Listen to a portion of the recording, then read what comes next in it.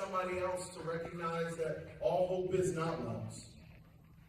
You're giving somebody else the courage to communicate their frustration and their hopes and their dreams for their neighborhoods, for their broader communities. And so I want to thank you for what you're doing. I want to thank you for the time that it takes when nobody's watching, when there is no conference, and you're on your university campuses trying to talk to administrators whose eyes are glazing over as you're talking about how do we deal with our impacts on a variety of different, be it CO2 or whatever you're looking at. When you're pushing to make sure we are more energy efficient in buildings, that is really hard work. When I was a student at Temple, not only did I push for more energy efficiency in our buildings, but this was at a time where we were all becoming more thoughtful about gender identity, among other things. And I pushed the university to get gender-neutral bathrooms, and I remember staying with administrators who only met with me because I had a big mouth and they had no choice, but who were not very interested in what I had to say at all. And so I know firsthand how frustrating that is. But if you go to Temple University right now, there are a lot of gender-neutral bathrooms. And it was because of the work we did.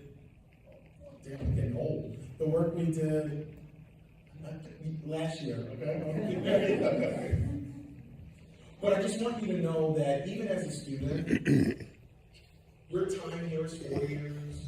Maybe it's 6 years if you do a grad program. Maybe it's 8 or 10 years if you decide to pursue a PhD. But I hope that you recognize the work that you're doing is not in vain. That your work is not to complete the race. Your work is to just run your leg of it. And much like our executive director emeritus, your work is to run that leg of the race as fast as you can and then pass that baton to somebody else. And so I will close with just sort of that thought. Take care of yourself in this work as well. This is important. This is, if we don't get it right, life-altering for all of us. Many of you understand the impact that this is going to have on climate refugees, the impact that this is going to have on people in their homes, the impacts that we're seeing from Hurricane Ian, which we just had, hurricanes and tornadoes and floods and wildfires that are getting more intense. And it is easy to think about all that and to get overwhelmed. Don't get overwhelmed.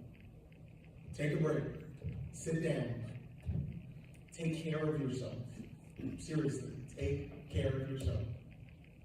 Because you can't do this work if you can't do this work. Because I have learned over the years, no matter how important the issue, at some point your body will just stop you. It'll just stop you if you don't listen to it. And so whenever I get an opportunity to talk to people who are leading on the vanguard of issues that are so important to our planet and to our communities, I just like to impart that because we don't always take that advice. We're always on to the next thing, and we're always speaking up as loudly as we can, but we need you in this work in a long, sustainable way.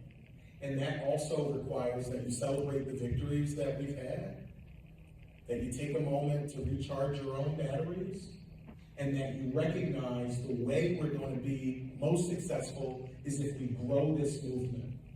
And the biggest area of growth is with the people who are being impacted the most. So thank you for what you're doing. Thank you for your leadership. I'm grateful to be in this fight with you, and I have no doubt that we are going to win. We're going to win for our communities, we're going to win for our planet, and we're going to win for each other. God bless you. Thank you so much.